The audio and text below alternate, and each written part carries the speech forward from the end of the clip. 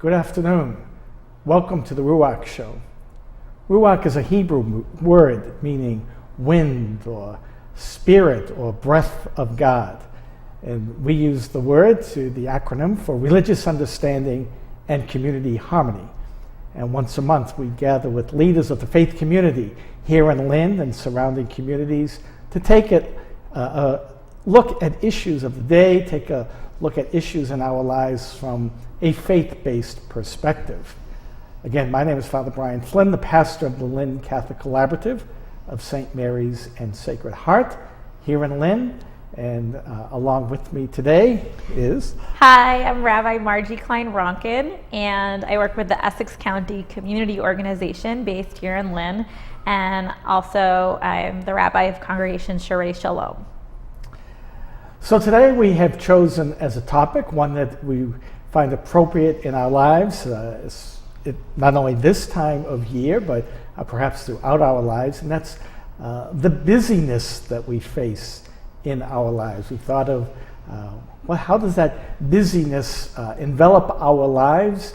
And we even think of it, we've chosen as our title today, Mind Your Own Busyness, to help us to reflect upon how busy are we in our lives and how is that affecting us.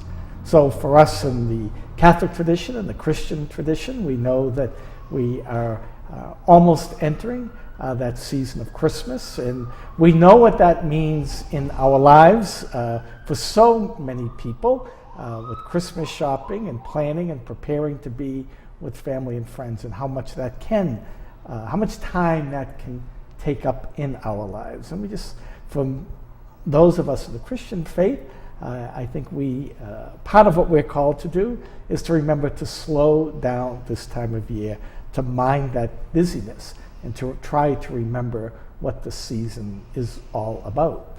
Rabbi Margie, your initial thoughts on the busyness in our lives? Well, it's interesting. I was thinking about how so many Jewish people that I know are extremely busy, and I think I've had a busy life for as long as I can remember. I was recently sharing with someone, I don't have time to do such a thing because I have so much else to do. You said, yes, you have a job and you have a baby right now, but you've always been really busy. It's not like this is so different. And one thing we were talking about is how sometimes busyness can almost be an excuse or a replacement for meaning or a sense of self-worth. Like, I don't have to think about everything if I'm really busy, or if I'm really busy, that must mean I'm being very productive. And so instead of thinking about, am I just a worthy person because I'm a child of God? It's like, I'm a worthy person because I'm doing a lot of things. Right. And so for me, part of my challenge has been thinking about, for myself and as a person of faith, how do I slow down and remember that however many things I do, it's really about who I am and our being rather than our doing. Yeah, I think that's a wonderful point. I think I'm the same in some ways, that I feel like if I don't have a full day of doing things, I'm not that I'm not worthy, but I could have been doing more.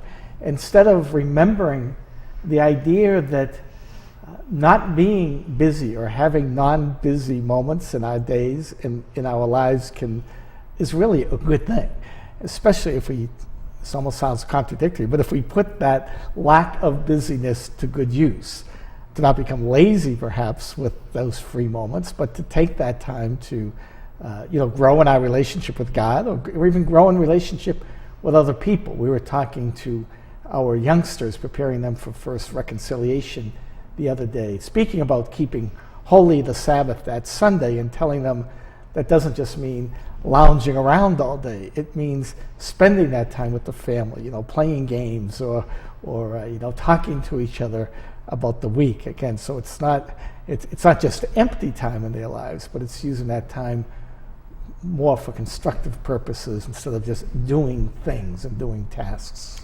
Yeah, what you're saying makes me think about Rabbi Abraham Joshua Heschel wrote this wonderful book called The Sabbath. And in it, he talks about how important the Sabbath or Shabbat has been for the Jewish people. And he says that, other religious groups have had land and space, and so they build really beautiful sanctuaries and and cathedrals. And he says Shabbat is like a cathedral in time. It's something that we're building, and on Shabbat it's like this thing that is dedicating ourselves not to holy space but to holy time. How can we uplift our time to make it fully in service of our Creator? And another thing that he says is that 6 days a week we busy ourselves with the creation of the world, meaning I messed it up. Okay, starting again.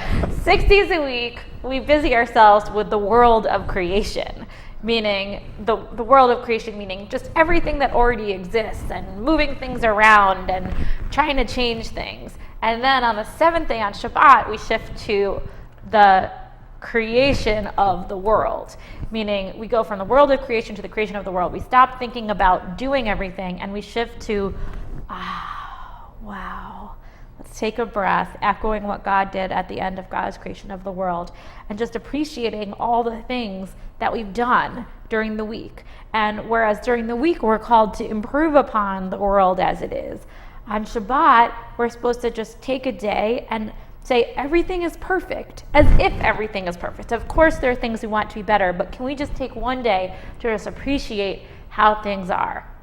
And for me, on that day, I don't spend money. I don't ride in cars except for to go to synagogue. I don't, really use a computer or anything like that in case of unless it's an emergency. And so I have just a full day with so much time. And I didn't grow up doing this. So when I was a teenager, I decided to start being more observant and to really keep Shabbat. And when I first did it, I was like, oh my goodness, how am I going to spend all this time with nothing to do, no writing, no spending, no screen time?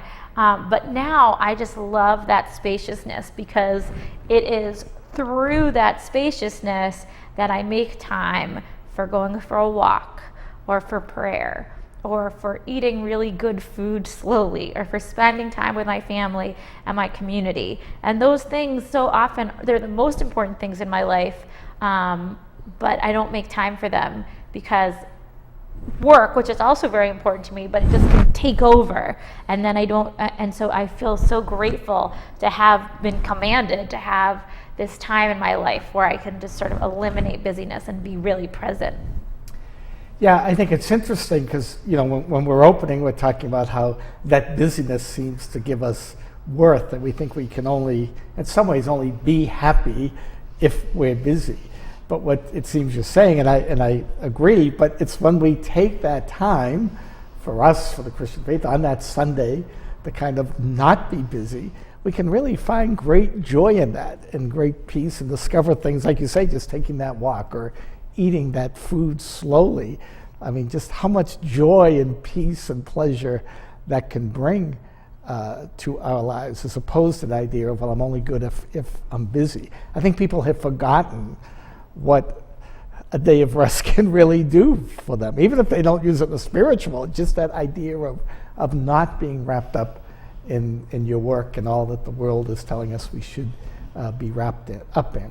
I mean, I know in our Catholic churches, it's a constant battle. We see mass attendance dropping, and so often it's because, well, there's football on Sunday morning, or there's baseball, hockey, all of those things that people are busy with that keeps them from doing those things. Is it similar in the Jewish faith with the same idea? People are just forgetting. A funny thing, a few years ago, I originally got involved in ECHO, the Essex County Community Organization, because I was working as a consultant at Temple Emmanuel in Marblehead. And at Temple Emmanuel, their attendance and their membership was down, and they were wondering why. And they had great programs, wonderful staff. What was going on? Why weren't people going? And so it was my job to help figure out what was actually going on. So I interviewed like 100 congregants, and I would talk to these mothers, and they would say, how can I go to synagogue? I don't even have any time to see my friends. I don't have any time to be with community. So of course I don't have time to go to synagogue. And they didn't see community and friends as something that would happen at synagogue. So it was like every single thing was a different time period. So it was like, okay, I get my workout over here, and I get my, job promotion activity over here, and I have my family time over here. And I think a lot of the potential attraction of a really strong faith community is that it can give you a lot of those different things at one time. I think it's a positive that we have a lot of choices, but sometimes so many choices means that we can lose sight of what's most important to us, and in search of maybe the perfect dance class and the perfect soccer match and the perfect food, we're just running around like chickens with our heads cut off. And so really finding a way to say, let's just simplify, and like this can be your home, and it's not going to be perfect, but you can bring your whole family here. Right. And this is a place where you can be you, and that's good enough. I think that can feel really valuable to people. Yeah, I agree. Another thing we were just talking briefly before we started to tape the show was this idea of, being busy can be good too. It's just what are we busy with? And we're just citing those examples. For me, for the last year, I was extremely busy, but it was not a good busy at all. It was simply, checking off tasks that had to be done, kind of like doing those things just to keep the parishes running and schools running, and really running around just, having to be at places. So when people would say to me, "You're very busy," and I would go, "Yes, it's unbelievably busy." Now I'm still busy, but as I tell people, but it's a good busy. It's no longer just that running around to accomplish the task. It's a busyness that I pray is making a difference in our parishes and people's lives in the city. And it's just it's a busyness that I enjoy in a sense. Granted, there are some days that, you slip back into just that task orientation, but just this idea of, so busy can be good also. It's not all negative. Yeah, and I shifted a few years ago from talking about being busy to talking about having a full life. Because I think often when we say we're busy, it's like, I'm sorry, I can't do this thing with you because I'm really too busy right now. And what we mean is, I can't do this thing with you because I have other priorities. And that's okay, but I think it's good if we're honest with ourselves and say, are these things that I'm doing that are taking up all my time, are they my priorities or not? And so I like talking about having a full life, because I feel like in general right now at this moment, I'm really dividing my time between work I love, family that I love, and then, time with friends. And I don't have as much, there are other things I would really like to do. Like I used to do dance classes all the time. I used to go to the gym all the time. I would really like to do that. And I say sometimes I'm too busy, but the truth is I would like to do that. But right now I think I'm really choosing, I have a baby, I'm not gonna have a baby for that long, and I'm choosing to spend extra time with her. And so sometimes we go for a walk and sometimes we don't. But I feel like right now, for me, those are my priorities. And with community, I'm choosing to spend time with the community, often in a faith community, so that kind of doubles up. But I've just really had to simplify. I used to go, when I was, in my early 20s, every single night of the week, I had like a social engagement and a meeting or some event. It'd be like, okay, well, we went to work and now we're gonna go see a show and then we'll go out for drinks after the show. I can't even imagine that now. Now I'm like, no, I'm going home, put my baby to bed, and then, that's it. And I've had to be really intentional.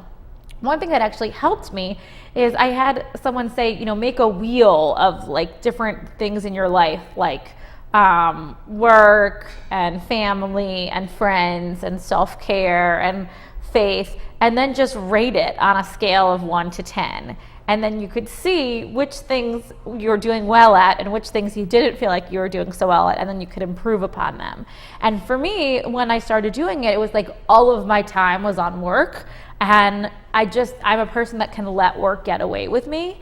And so thinking about, okay, if I want to invest more time in my family or my relationships, something's got to give. And actually having a visual to look at that was really helpful, so that I understood that it's not just about busyness, it's about choices. And what choice do I want to make to have the most fulfilling, meaningful, impactful life? I wish I had something as beautiful to say about that. I mean, all that kept coming to my mind was when I wake up in the early in the morning wanting to go to the gym, it's not my child keeping me. It's the choice to stay in bed for the extra half hour that's keeping me from doing it. It's not the busyness. One thing that, so in our parishes, what we have coming up, because our Advent season begins a week from Sunday, is we're encouraging our people. We purchase for them books that will take them through each day of Advent and the Christmas season. And the whole idea behind that is to, whatever you do, take 5 extra minutes to read this short passage, a short gospel passage, a reflection question, leads you into a prayer. We're going to just tell our people, if you can take 5 or 10 minutes each day during the Advent season and the Christmas season to use this book. One, it will slow you down. It will help you mind your busyness. And of course, we believe prepare them to celebrate Christmas Day and deepen their relationship with Christ. Any hints or thoughts of maybe what you do to slow? I mean, or for your, for your community, things to do for them to slow down. That's a great question. I think this seems really simple, but just breathing.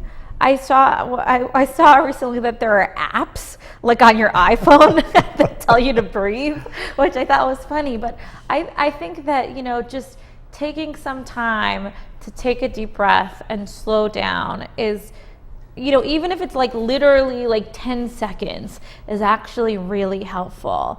And to think about in your week, maybe it's one time a week that you think ahead of time, let me look at my calendar and let me figure out, where am I going to create space? Just space. Maybe it's space for something, or just space. Like, can I have a half hour of time that's unscheduled?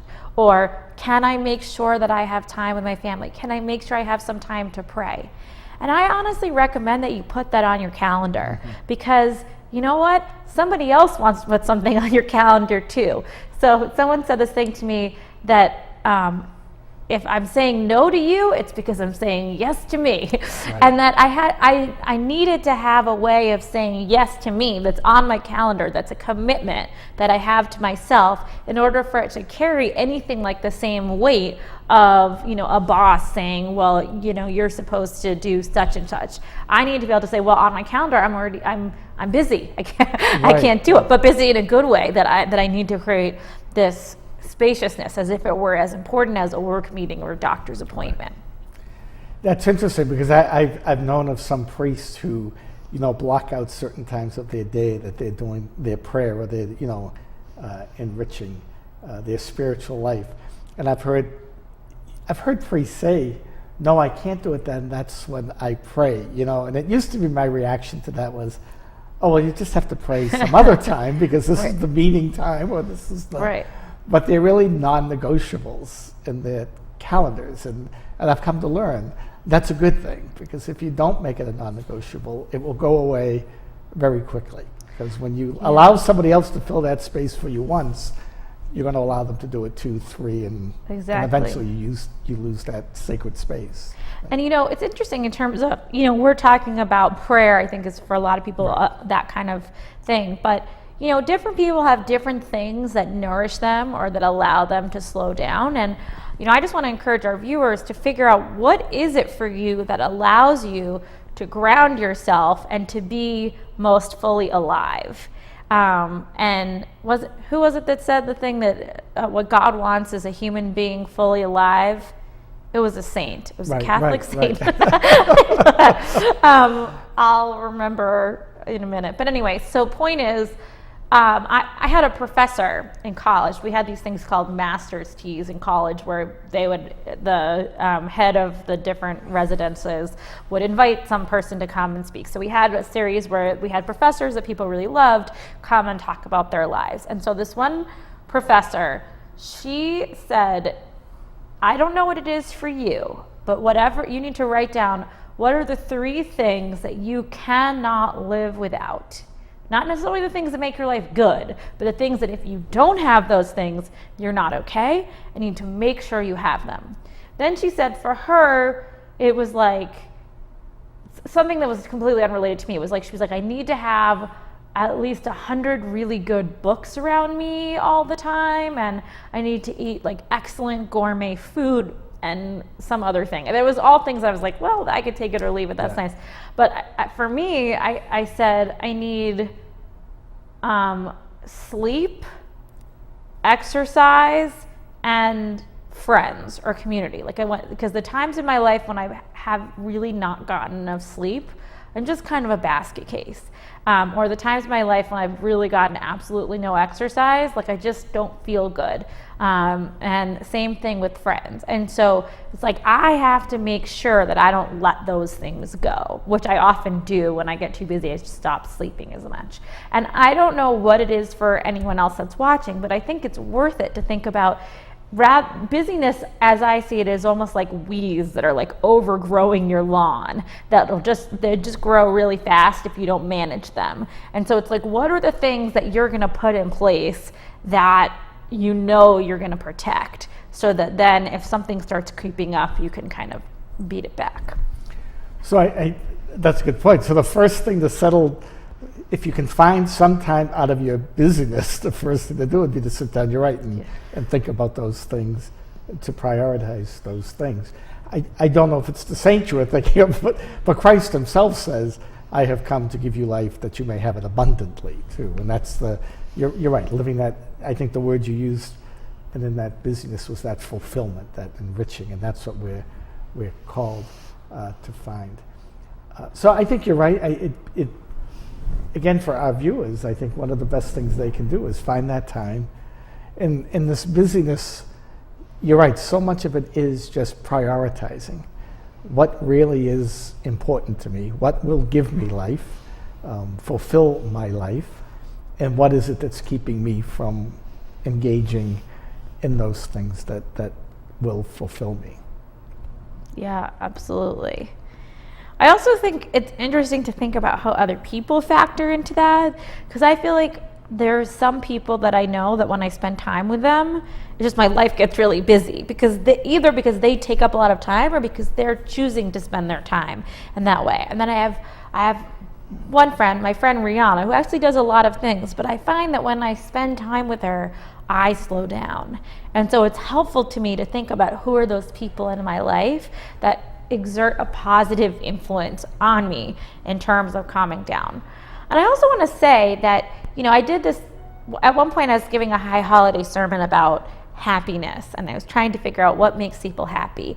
And I read all different sources, and one of the things that came out was the idea that a big thing that makes people feel fulfillment or happiness is having moments of joy and having meaningful things that they do in their lives. And those are not necessarily the same. So, you could do really meaningful work, but never take time to be silly. Or you could have fun all the time, but not have any meaning. But that if you can combine those two things, that's a pretty good recipe to find fulfillment in your life. And so I think, in some ways, like, it's almost not about busyness. It's, as you were saying, it's about how are we spending our time, and it doesn't feel busy if it's something you want to be doing. Right. Another thing that I find myself today, I have a very busy day, and I imagine we only have the two of us because other people who usually join us are having very busy days. But I knew today I had a very busy day. I knew it when I was going to sleep last night, and just kind of looking at what my day was going to be and finding out, is there a spot here that I can say no to this and take that time for myself, you know, and also understanding that some of those things that might be booked in my busy day may change, you know, may not happen, while other things may creep in there that do happen. So I think, you know, for busy people, taking an inventory of what's going on this day or this week, and again, trying to find those spaces that you can reserve for yourself will help us all. Yeah. And for me, you know, I can think of certain times, I don't think right now my life is one of them, but, you know, when I was, for example, finishing up rabbinical school, my life was just crazy. Like I had, you know, a full-time school commitment, and then I had 40 hours I was working, and I just had so many things going on. And I tried these activities that I'm saying of, you know, putting stuff on my schedule, but it was like I was there was nothing I could really do. Like it was just, there's no way, it was too much. And something I found in that situation was just to pray, to say, God, I do not know how I'm going to get through this.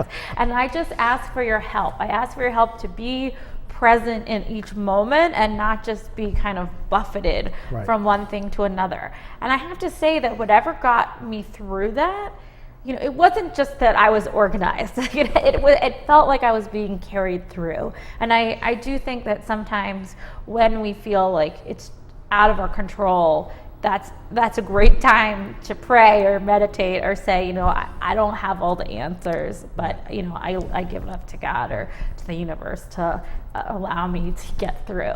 Right. Well, our time has just about run out today, so I think that we both want to say to people, particularly as we enter a very busy season in our lives, and even just that busyness in our lives, it seems to be constantly there for so many of us, that we just take that time, like you say, to evaluate what we really need in our lives to be fulfilled, to have real meaning in our lives, what God is calling us to do in our lives, to identify that, try to prioritize that, and perhaps slow us all down and get rid of some of this busyness. Can I just add one last thing, is that if you can do what you do with intention, that will make it feel less busy also. So if you're going and shopping for presents, think about the people that you love and why you're doing it. Beautiful point. Thank you for joining us today, and we'll see you next month.